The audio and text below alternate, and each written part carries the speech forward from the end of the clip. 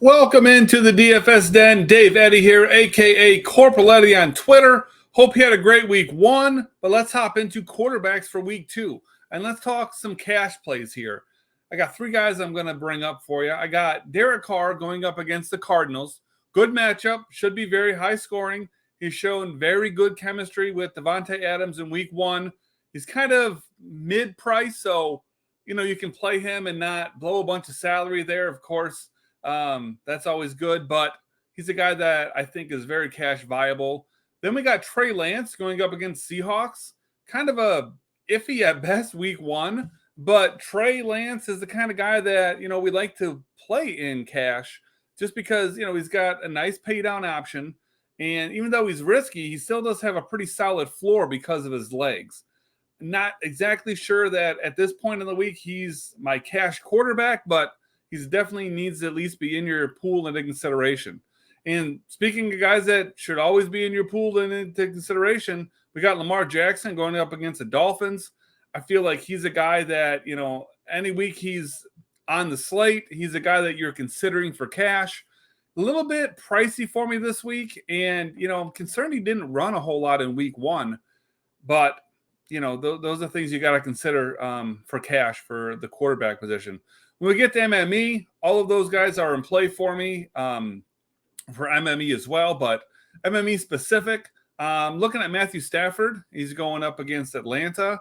Rams should roll this game. They've got a ton of stacking options with Kupp and Robinson and Higbee. Could argue that a double stack makes sense here as well. So Stafford is definitely someone that is an MME quarterback this week. Tom Brady going up against the Saints. That should be a good game. Should remain pretty close. And you have pretty defined stacking options with Julio and with Mike Evans. So a lot of times when it comes to the quarterback, I do prefer guys that have clear stacking options, even though those clear stacking options mean that if somebody plays the quarterback, that's where they're gravitating. But, ownership percentage for quarterbacks usually gets spread out. So there's no reason to get crazy usually with a stacking option. And I kind of prefer guys that have very clear targets. And, Brady and Stafford mentioned above definitely have that. We got Kyler Murray going up against the Raiders. Talked about the reasons to play Derek Carr. Reasons are basically the same for playing Kyler Murray. Expecting a high-scoring game, but we expect that the Cardinals probably play from behind. So we should see pretty decent volume there, I would expect. And, of course, Kyler can run. And he's got a very stackable partner there with Hollywood Brown. Zach Ertz, assuming he's at full health, would be someone that you could, fill your tight end position with and also get some correlation there with your quarterback. So I like that play. And then last one we'll talk about here, Marcus Mariota. I think that this is a good leverage play. This is playing off of the leverage of the Rams stacks with Stafford.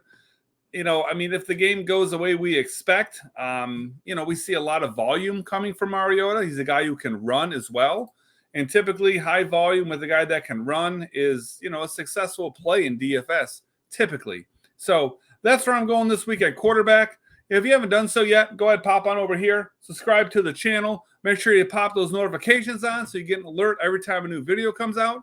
And drop a like on this video for me. And we'll see you for the next one.